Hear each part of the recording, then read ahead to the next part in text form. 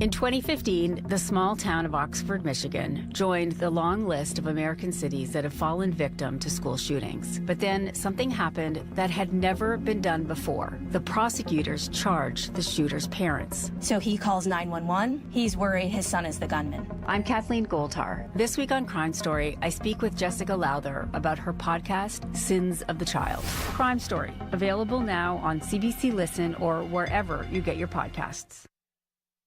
You know the feeling of finding a really good podcast? Or the feeling of someone always being there, like your favorite radio show. Stream CBC Podcasts, CBC Music, and CBC Radio anytime, anywhere.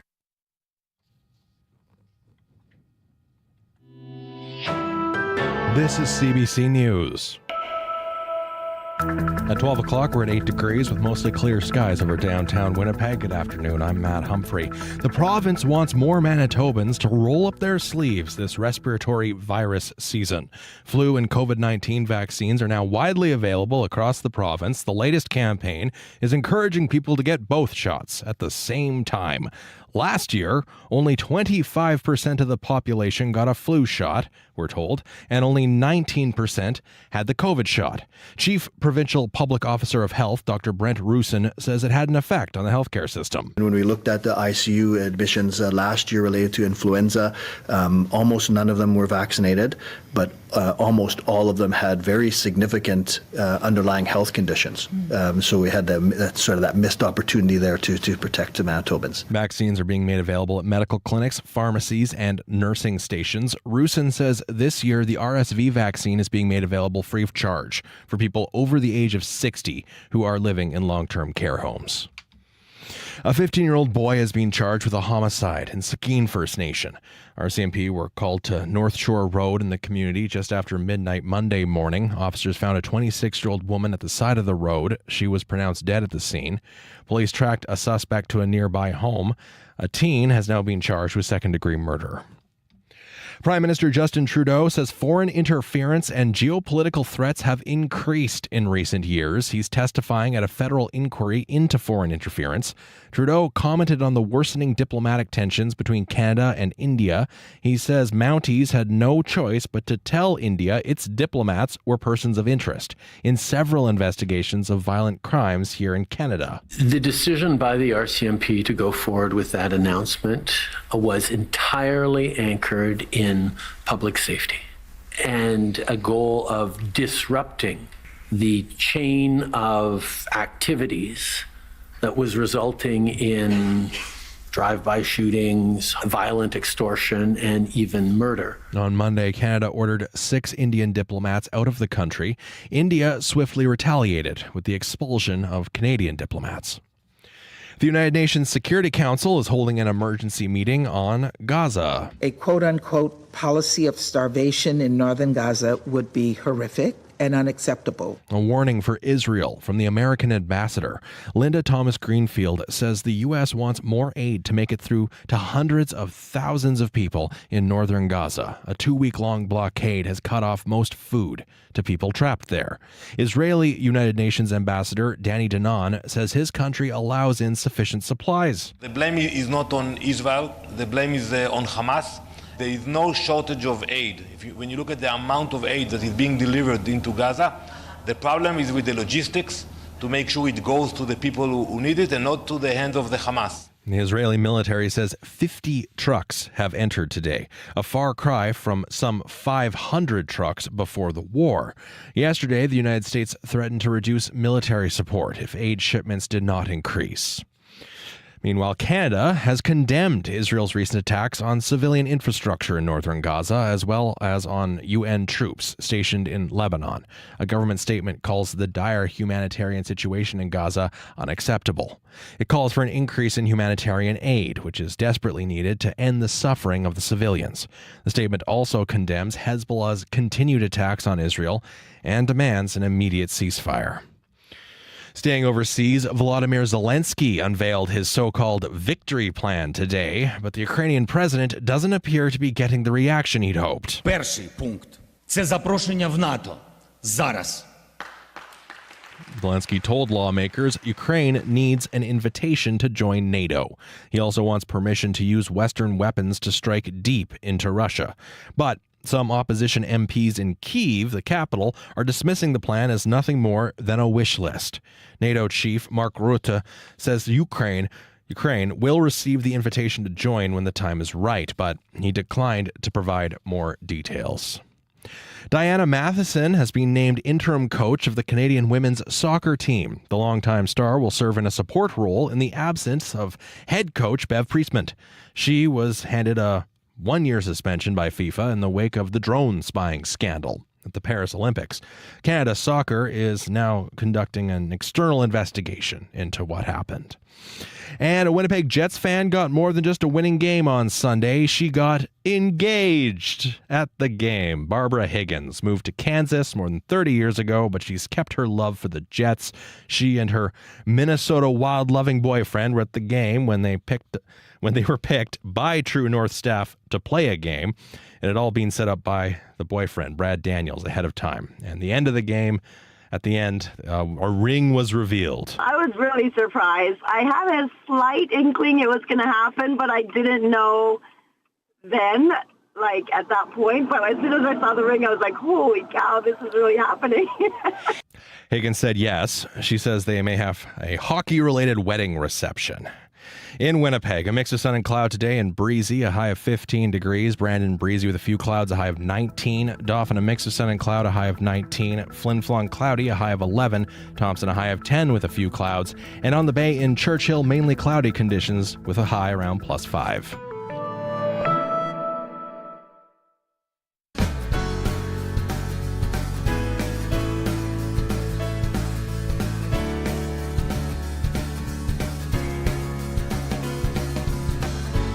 Good afternoon, Manitoba. You're listening to Radio Noon on CBC Radio 1. It is Wednesday, October 16th.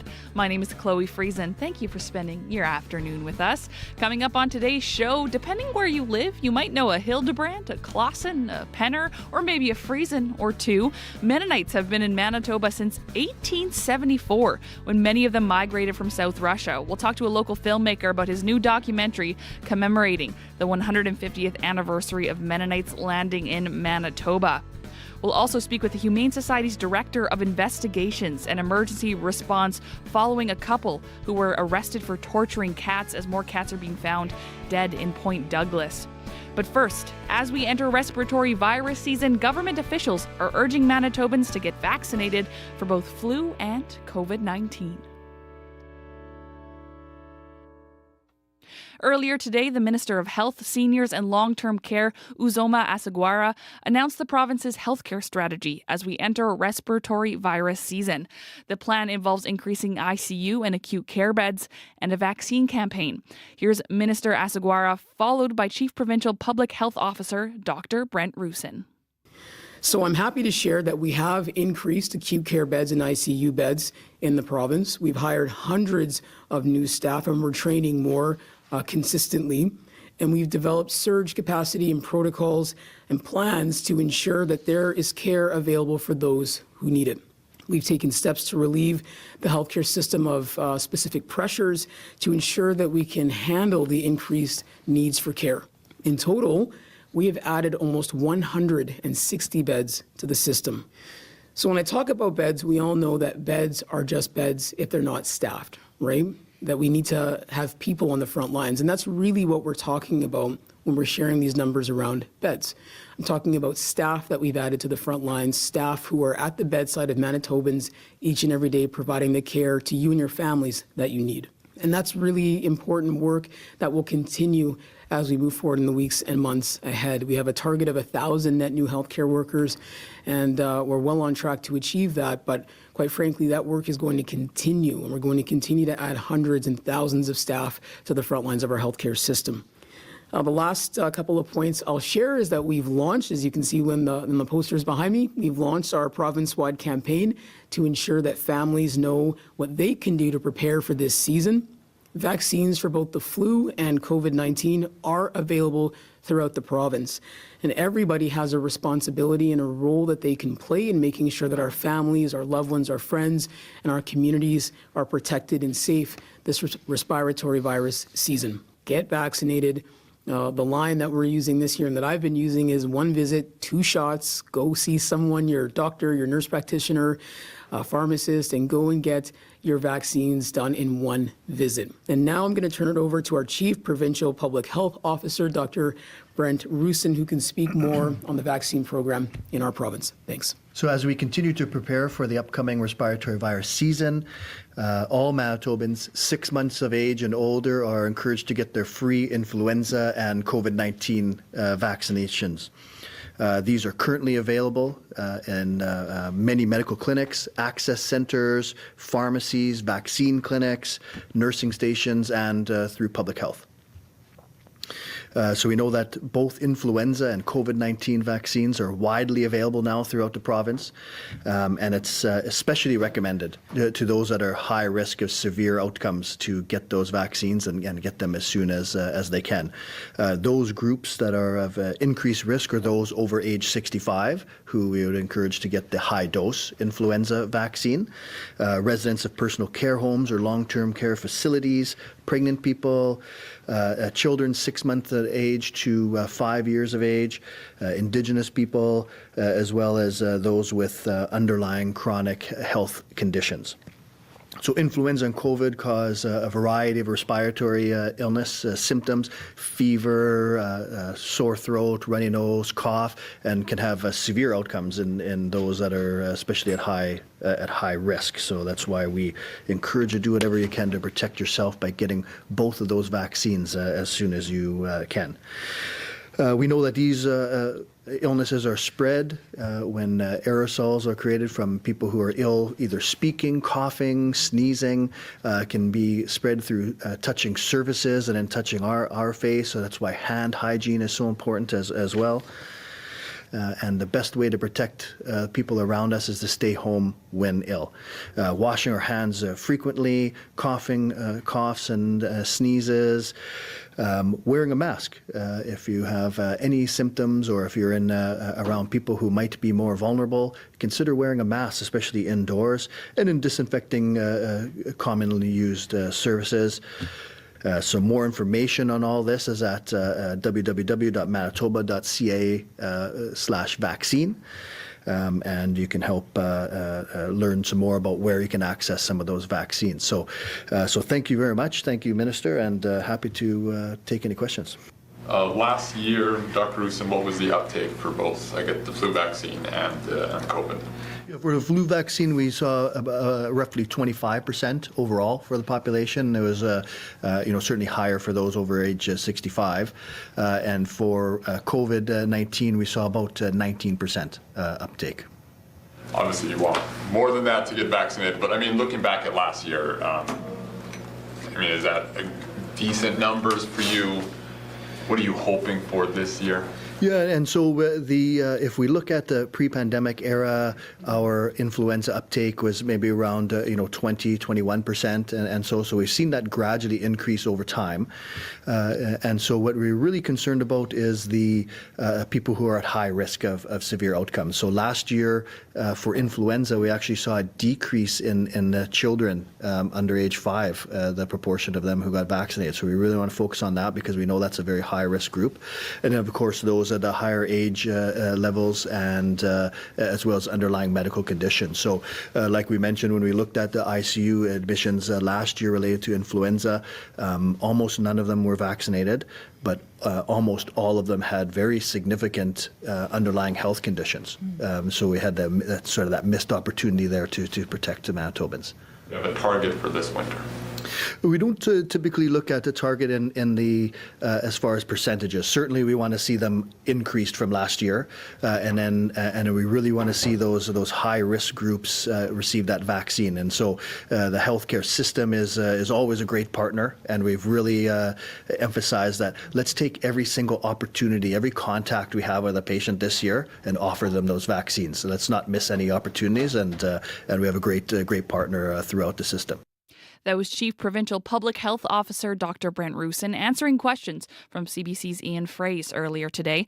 We also heard from Minister of Health, Seniors and Long-Term Care Uzoma Asagwara. Hi, I'm Matea Roach, and I have a new show on CBC. It's called Bookends. Every week, authors from Canada and around the world will join me to discuss their latest books. We'll have best-selling authors and rising stars. Our conversations will be smart and surprising, because when the book ends, the conversation begins. Bookends with Matea Roach premieres Sunday afternoon at 1:30 in Newfoundland, 3 Pacific, and on demand on CBC Listen or wherever you get your podcasts.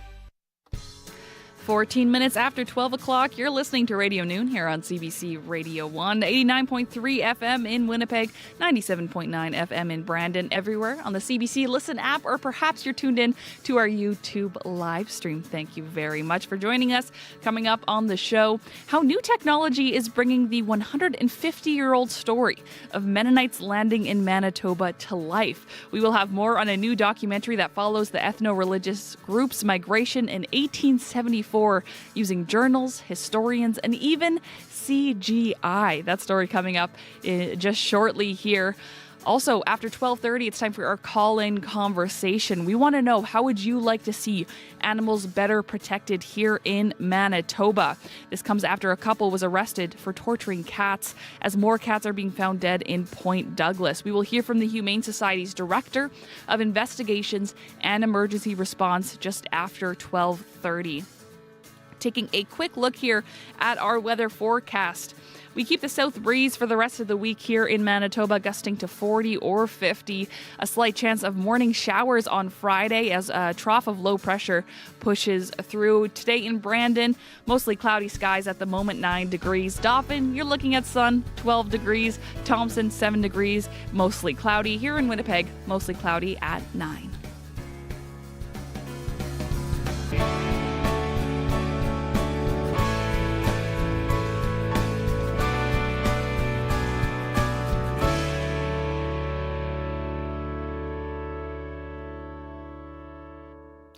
They migrated from South Russia to Manitoba in 1874. And now, 150 years later, the history of Mennonites in this province is being commemorated in a full-length film. Dale Hildebrand is an award-winning filmmaker who grew up in Halbstadt, Manitoba. He's the driving force behind the new documentary, Where the Cottonwoods Grow. The film uses images, reenactments, and historians to bring Mennonite history to life. And Dale joins us now over Zoom. Good afternoon. Hi, how are we doing? Thank you for having me. Thank you for joining us. Now, Dale, I guess you're technically a Mennonite filmmaker, but this is your first project about Mennonites. When did you realize this was a story you wanted to tell? Well, I've done a number of projects. I just finished a feature in Sicily, and then I did a documentary on Italian immigrants. And my wife always said, "You got to do something on the Italians." And suddenly my oldest sister came up with this thing that, the 150th anniversary is coming. So let's see if we can put something together. Right. So it was that anniversary that kind of spurred it. Yeah, it did. So can you take us through Where the Cottonwoods Grow? What will people see and learn in this film? Going into this film, I had no idea the depth and the journey that would be involved. Pardon the metaphor of the whole film about the journey of 1874. But I'd say 90% of what we discovered and came up with, I had no idea of our history. So that's been a big journey. We reached out to archives, the Mennonite archives in Manitoba, but we've also reached out to archives and museums right around the world. Even our ship that we designed in CGI, we got the original ship design from a shipyard in England. Wow. And it's the first ship that the Mennonites took across. So we built our ship based on those blueprints, and we have it coming across the Atlantic Ocean, being surrounded by icebergs at one point. And, so it's interesting. It's amazing stuff you can create nowadays. And it's been a lot of fun. Yeah, I'm curious. When did CGI kind of come to mind as a tool to use in a documentary about Mennonites? I don't know why, but that seems so odd to me that CGI would be used in a doc like this. Well, the Mennonites had CGI in 1874, didn't they? You know what? I sought to create a Ken Burns style documentary. It's very meat and potatoes type of history, but I wanted to amp it up with new technology, and also the Mennonites took very few pictures back in 1874, so it's hard to dig up a lot of this stuff. And like I said, we reach out to museums and archives all over, so we do have a great wealth of photos that we brought into this picture. But it's been it's been quite interesting to try to recreate some of these things, and part of the recreation as well, many of the journals that we found, many were written by young men or older men. Very few were written by women. So I didn't want to, after women talking, I didn't want to turn this into men mansplaining type of show. So I brought in all these journals, and we begin the story with a woman walking across a snowy, barren winter tundra of Manitoba, and in 1924. So it's 50 years later. She goes to a house barn, enters the house barn, goes through the length of it, enters the house portion of it, and a group of women have gathered to quilt, do a day of quilting. And she sits down and tells stories. She recalls these stories, and she pulls up journals, and she tells the stories of their migration of 1874. So throughout the film, we are quilting, and each patch of the quilt is symbolic of that chapter of the film. So by the end of the film, we've made a quilt, and we've told a story. Oh, that's beautiful symbolism. And for listeners, Women Talking, you're referencing the Sarah Polley directed film based on the book written by Miriam Toews, a Steinbacher.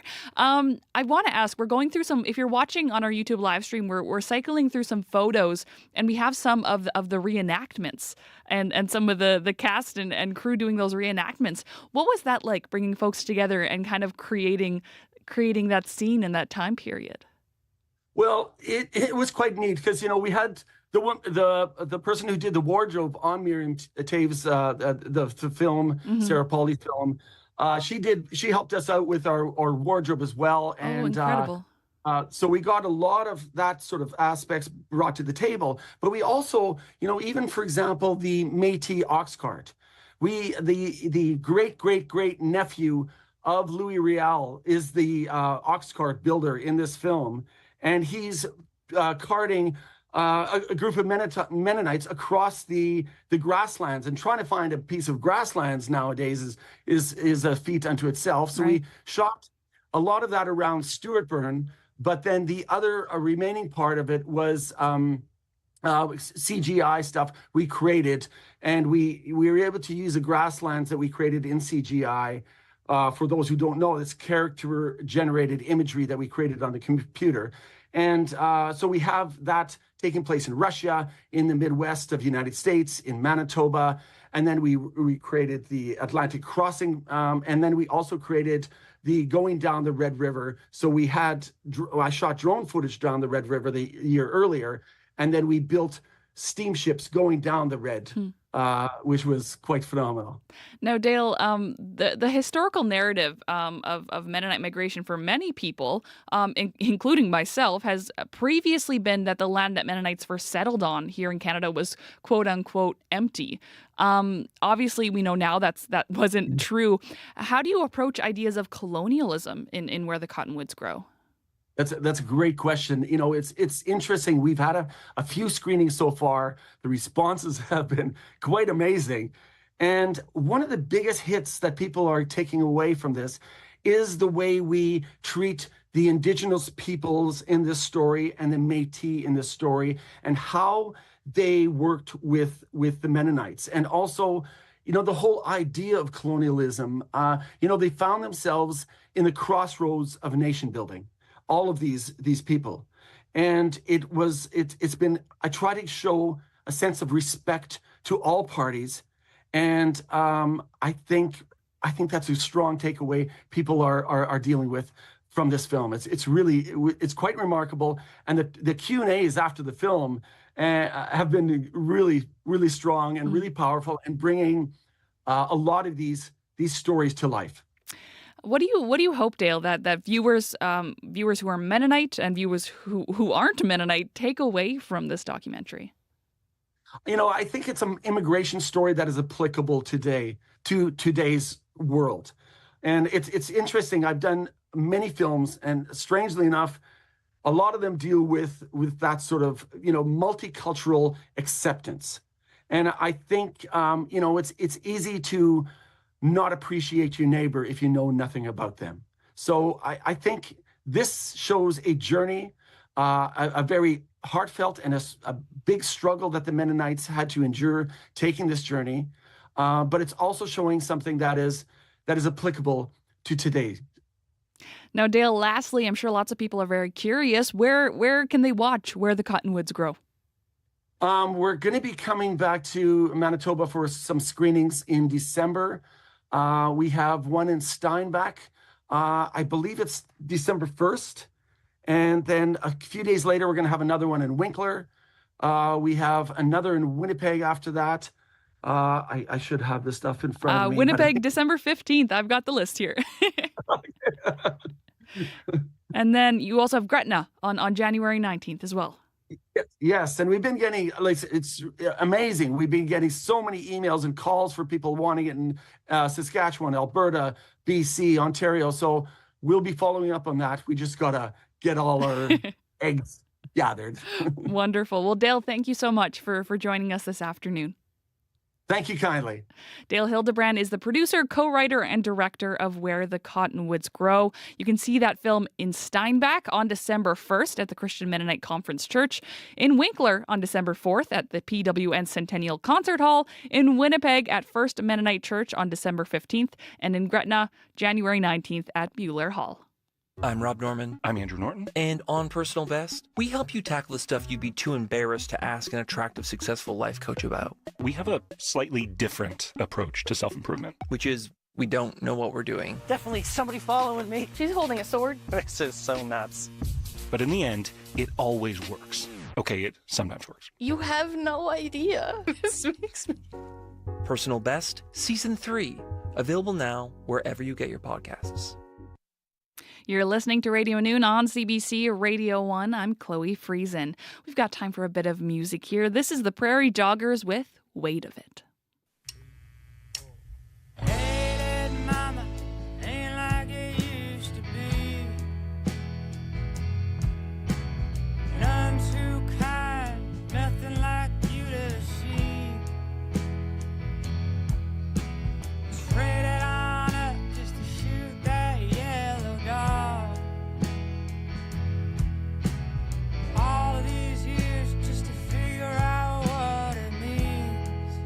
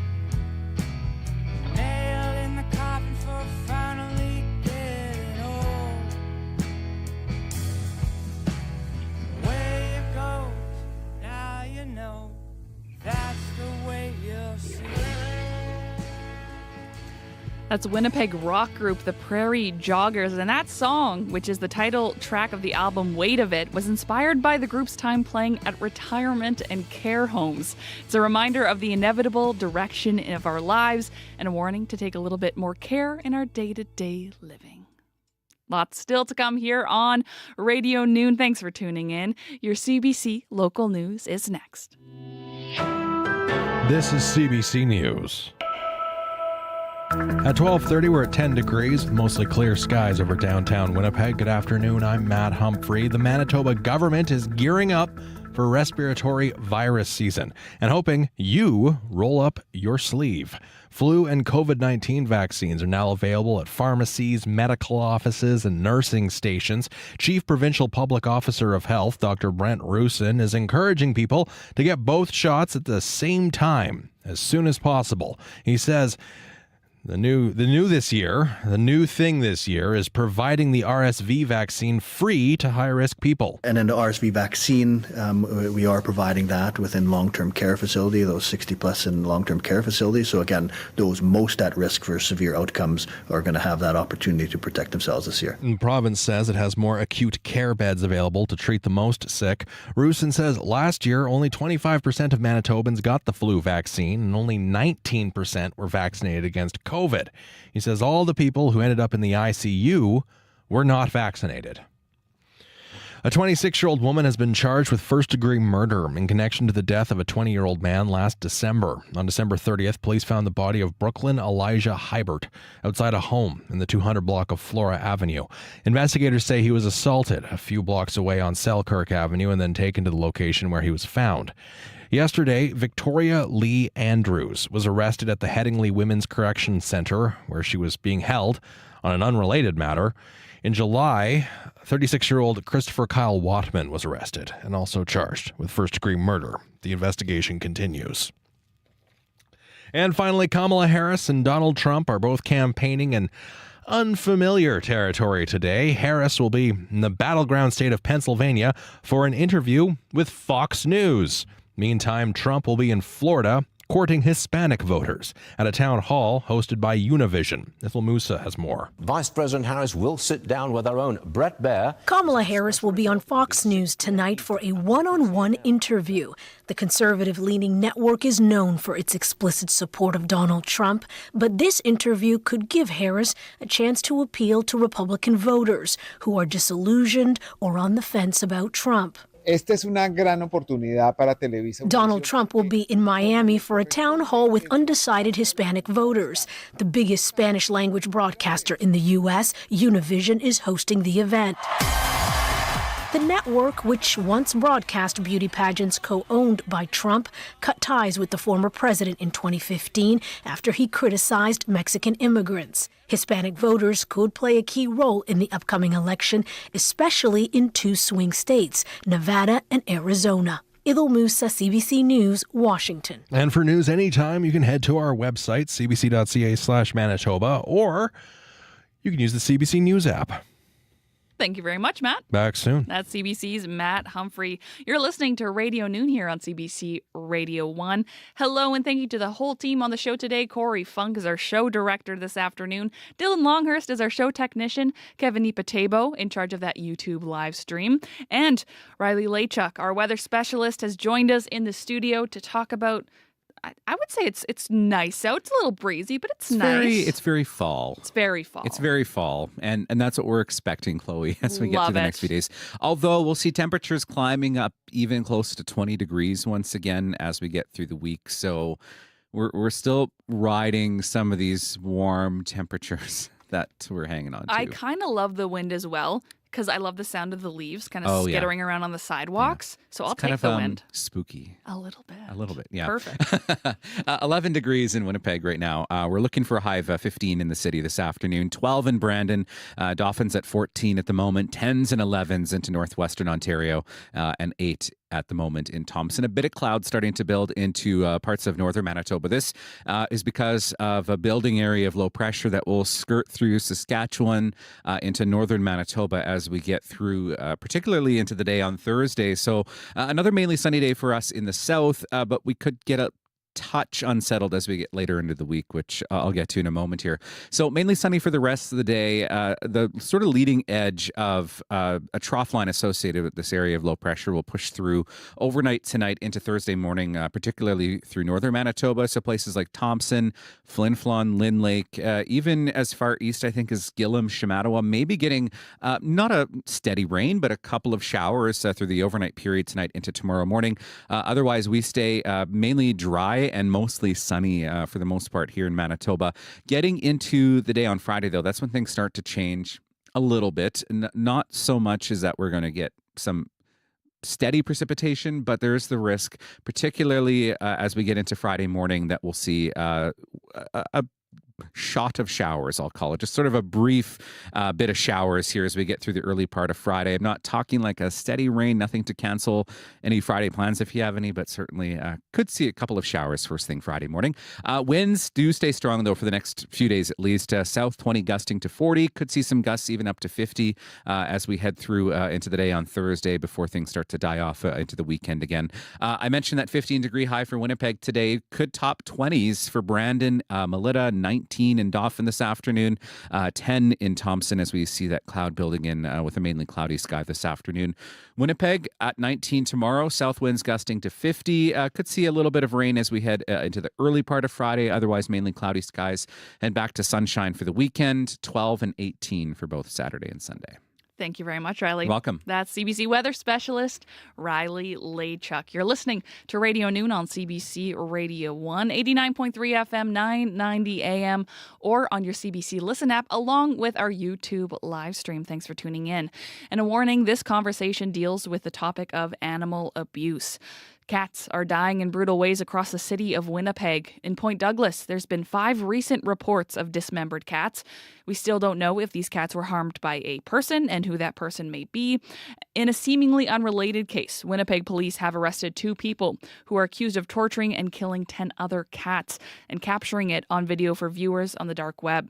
It's an egregious example of animal cruelty, but animal abuse happens in our province. So we want to hear from you. How is this news landing for you? How would you like to see animals better protected here in Manitoba? Our phone lines are open. 204-780-0893 is the number to call. 204-780-0893.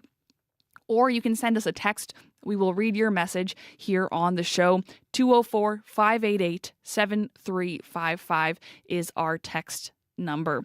Andrew Clark is the Director of Investigation and Emergency Response for the Winnipeg Humane Society and is a former police officer. He joins us now over Zoom. Good afternoon.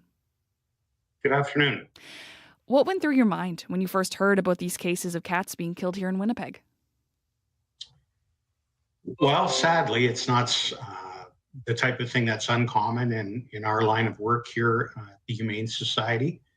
We've got a Department of Animal Protection Officers and Emergency Responders, so we're open 365 days a year, and these types of things do pop up every so often. They aren't the most common type of call that comes in, but this was being handled by the Chief Veterinary Office along with Winnipeg Police, and like everyone else, we saw the press release when it came out. So. Right. How you said this isn't uncommon in your line of work. How rare are cases like this here in Manitoba? How often are you hearing about cases like this? Cases of to this extreme of torture and video online presence, it's rare. We do get welfare calls for people complaining that animals aren't being housed properly, they're being kept in unsanitary conditions. Maybe someone has struck an animal with a hand or a foot. Those types of things are more common, but to the extent that Winnipeg Police released the information last Friday, I believe it was, that was an extreme case of cruelty. And I believe that's why the criminal charges were laid in addition to charges under the Animal Care Act. Right, and I want to ask you more about the case. In this case, the couple that was arrested for torturing cats, police allege they were doing it to produce content for an audience on the dark web. Is that something that you have heard about in your work? I can't comment on that case specifically because we haven't been involved. I mean, I have heard of cases, not in Winnipeg, of those types of things happening. Like I said, there are people in society that really have, extreme illness or propensity to do these types of things. They're very rare, but they are gruesome when they come to light. And, one of the things we like to tell the public is if you see something and you think it's wrong, the way someone's treating an animal, call us, call the police, and for sure, we take every complaint seriously and we investigate. Now you can call us to join the conversation. Tell us how you're feeling after this news has come out. 204-780-0893 or send us a text at 204-588-7355. We have Jake on the line, and Jake, you have some thoughts to share. Yeah, thank you for taking my call, by the way. I've actually never called into CBC, so it's a thank you for interesting calling. experience. So I just wanted to share that, often people don't consider the hidden animal abuse that goes on and is fully legal, or, even the abusers are protected by the legal system, by ag-gag laws. You look at, for example, animals being slaughtered. The air gun, the documentation provided by companies that produce those air guns say in that documentation, in the manual, that 1% of animals going down the production lines don't even lose consciousness. So people don't often consider the other, hidden side of animal abuse. And I think people are blanket against, abuse of animals that we keep as pets. And I, of course, count myself among that. I love my pets. I have pets myself, but I think it's worth highlighting the unfortunate legal protections that prevent people from speaking out about abuse at their workplace. And that's even abusive to humans, if you think about it. Imagine being exposed to that type of violence and not being able to talk about it. Jake, thank you so much for calling Radio Noon and sharing your perspective here. Yeah, thank you. All right. Now, Andrew, we're gonna bring it back to the case of and the focus of cats here. Some of the animals in this case were acquired through social media selling platforms. What do you say to folks who use sites like, say, Kijiji or community buy and sell pages to buy pets, to sell pets? Here at the Humane Society, we like to encourage people to come to our location if they're looking to get an animal, save an animal. There are reputable rescues. They do have an online presence, but individuals that could be backyard breeders, some of them outside of the city of Winnipeg, the RMs have different local bylaws that allow or permit people to breed cats or dogs. Primarily in the city here, we deal with companion animals. But within the city, there are limits in terms of how many animals people can have in a home, dogs and cats. And we would just ask people to use reputable locations, shelters and whatnot. And so instead of shopping online and encouraging that type of situation where animals are raised in possibly an unhealthy and unsanitary situation, and there are cases too where people get in over their head in terms of pets, in terms of ownership. Mental illness can be an issue with some folks. Things happen that they don't mean to have happen. But rehoming a pet can be done responsibly. And if you're looking to get a pet, certainly reputable rescues or the Humane Society, we would encourage people to use those options in terms of finding a furry friend for your home. You can call us at 204-780-0893 or send us a text at 204-588-7355.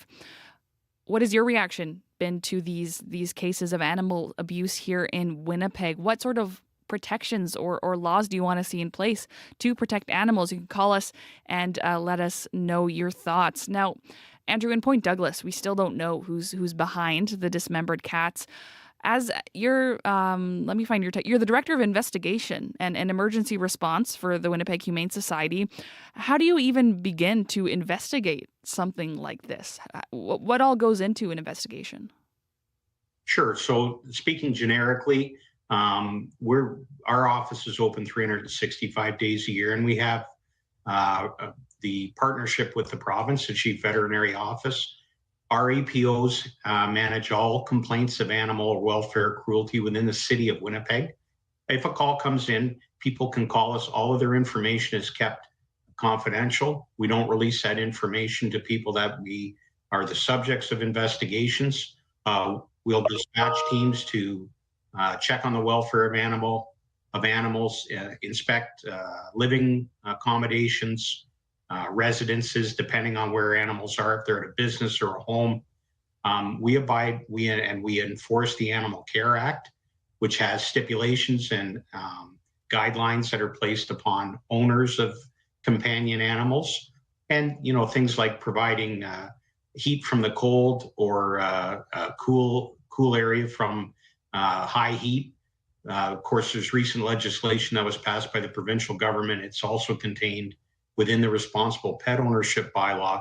You can't leave an animal in a car if it's below 10 degrees Celsius or if it's above 22 degrees Celsius, so summer and winter.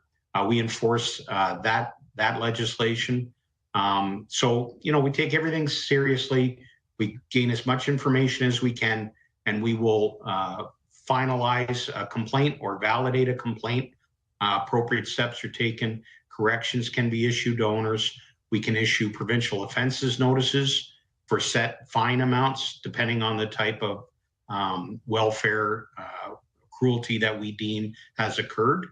We use our veterinarians here at the Humane Society, as well as external veterinarians with the Chief Veterinary Office, to determine how long an animal has suffered abuse, how long they've suffered neglect, or whether or not it's a congenital condition that an animal has that's led to an illness.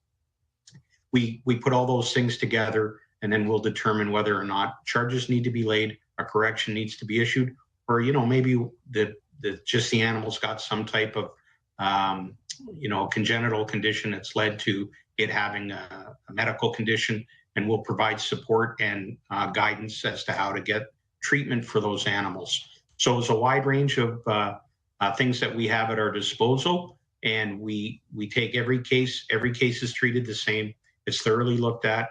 I've got a great team here. Our manager, along with our animal protection officers and emergency responders, do a fabulous job. They wear their hearts on their sleeve, and we take every case seriously. So that's kind of the way we deal with it. And again, we just deal with animals within the city of Winnipeg. Now, Andrew, I want to read you a text here. We got this message from Peter. It says, there are laws in place in the city in terms of not allowing cats to roam freely, which obviously is there to protect the animal. It would appear that a lot of people are not following the law in this regard. Is this something you're seeing increased reports of? Are people calling in to report cats that are roaming? We know they do. I see them in my neighborhood, but how does the Humane Society kind of approach that? So two things. One, animal services with the city of Winnipeg. They deal with the responsible pet ownership bylaw. We're not charged with enforcing that municipal legislation or law, as it were. But the texter is correct. And when we do speak with people about cats that are roaming, there is a large feral cat population within the city of Winnipeg. People will feed cats. They don't belong to any one person. They kind of will stay in a certain area of the city, roam the neighborhood, as it were. And when they're not spayed or neutered, they're free to procreate, and we end up with more cats. So that's part of the problem. But there is an issue with people that allow their animals out. If you have a dog, it's supposed to be in a yard. There does have to be someone in the home under the bylaw to be able to respond to the needs of that dog. Under the provincial legislation, you'd need to provide shelter from heat and cold, food and water. So the two of them kind of complement each other, but enforcement or compliance with one doesn't necessarily mean the same under the other legislation. But we do give people guidance that, it's best, especially with cats, they should be more of an indoor pet. And you're going to protect them from things such as automobiles, just people on the street, where they can come into harm's way, not even something intentionally, but something that was unintended can harm or hurt a pet. Do you feel like we're missing something when it comes to the laws around animals and what is in place to protect animals? It feels like a sudden increase in animal abuse, or at least a sudden increase in animal abuse that we are hearing about publicly. Well, when police are involved and you have criminal code charges, like would have seemed apparent from the press release last week, under Section 445(1) of the Canadian Criminal Code, there are severe penalties, including imprisonment, either summary conviction offense or indictable offense, depending on how the law is applied, with large fines of several $1,000s. And that can be immediate. When police lay a charge criminally, animals in those cases are often, in most cases, turned over to animal services. Under the responsible pet ownership bylaw, that animal can be rehomed, usually within 72 hours. The city or animal services can also deem an animal at risk or animals at risk, and they can prohibit the owner immediately from owning or having in their possession any other animals. So that can be an immediate effect in some of these cases where police involve and remove animals. Under the Animal Care Act, it takes a longer period of time, the way the legislation is written, because it covers the whole province. It's not just the city of Winnipeg. There's a notice that has to be served when an animal is removed for a welfare or cruelty concern. It has to be served on that owner within 7 days, has to be signed off by the Chief Veterinary Office, or the CVO, which is the Office of the Provincial Veterinarian. That person then has 7 days to appeal that removal or seizure to the Animal Care Appeal Board. That board sits independently of the CVO and indeed our office, and we work under the wing of the CVO for the city. And then a person can, it may take several weeks or months before an appeal is heard, and the person can make their case that they would like their animals back. That board applies to all animals within the province. So not just companion animals in Winnipeg, but, herd animals as well. And in a lot of those cases, depending on the severity of charges laid under the Act, those cases may go to the Court of King's Bench. And in our case, generally speaking, if tickets are issued, people can go to court just like they would any other ticket they receive a fine for. So there's I think there's a good mix of things there. If there's one thing I think the Humane Society we'd like to see is more legislation around prohibiting breeding, which would cut down on the number of animals. To your earlier point about people online, selling cats and dogs, and they're doing it for profit in most cases. That would get rid of a lot of that type of activity. I think that would be an improvement. But the government, it has been a good partner. I've been here coming up 2 years, and they've been good to work with. But I think you can always have legislation, whether it's locally, municipally, or provincially or federally, that brings upon harsher penalties for people who choose to deliberately abuse animals. And as we saw recently with the press release. Right. Andrew, lastly here. Sounds like some very gruesome activity. Oh, my apologies. Lastly, Andrew, here you say you've been in this position for 2 years. You have a whole team that deals with cases like this. You're the director of investigation and emergency response for the Winnipeg Humane Society.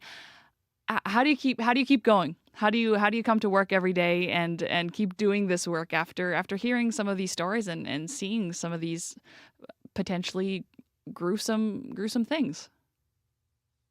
All of our staff, and indeed the entire shelter. I mean, people here have just a love for animals, and we're advocating for them. So you do lose the odd battle, unfortunately, but we win more than we lose, and we win on behalf of those animals. that they roam the buildings, so to speak, and people here, like they'll take them in their offices, or they come into our office and hang out, and we just want to see these animals have a great life for the time that they're here, and so it's just the love of the animals that keep everyone coming in every day.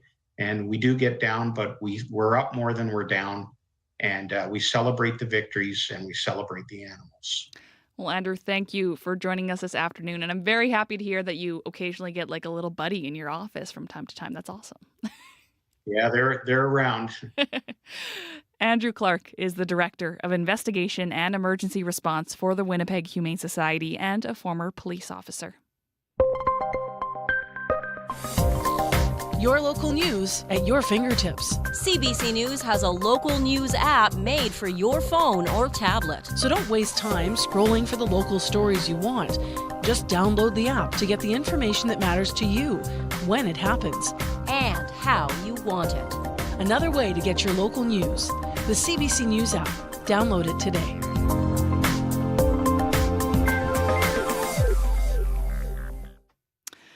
We've got a song for you now from Winnipeg supergroup Indian City about the need for both the bitter and the sweet in life. It's called Strawberries and Champagne.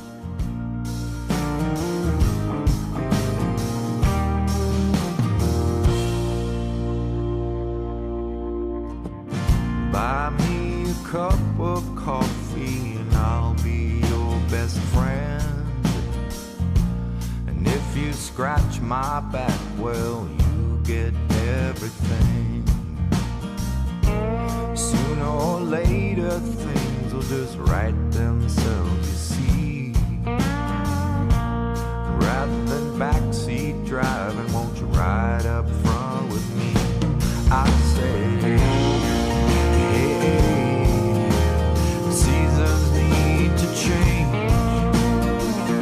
If you're waiting for rainbows first, you have to put up with the rain. I said, sweet pleasure and sweet pain. Your hand in mine, side by side, strawberries and champagne.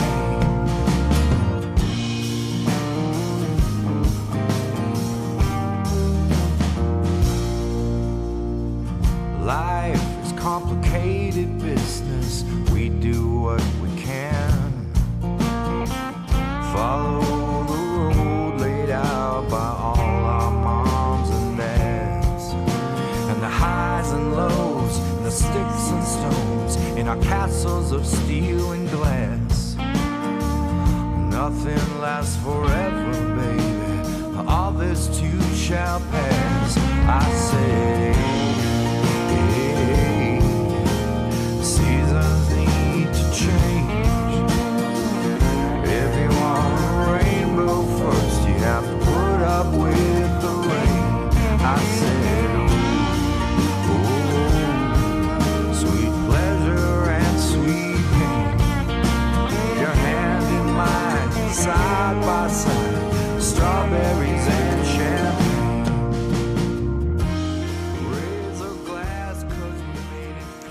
Indian City with Strawberries and Champagne.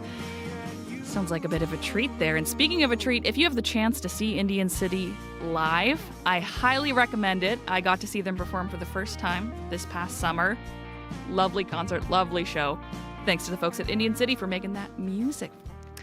You're listening to Radio Noon on CBC Radio 1. Up to Speed is coming up at 3 o'clock. I'm getting ahead of myself. Thank you so much for tuning in today. I'm Chloe Friesen. I'll be with you for the entire week here on Radio Noon. Thank you to our technician, Dylan Longhurst. Our director today is Corey Funk. Kevin Nipatebo is our live stream producer. Make sure you check out CBC Manitoba on YouTube. Coming up next on CBC Radio 1, it's Writers and Company. Stay tuned.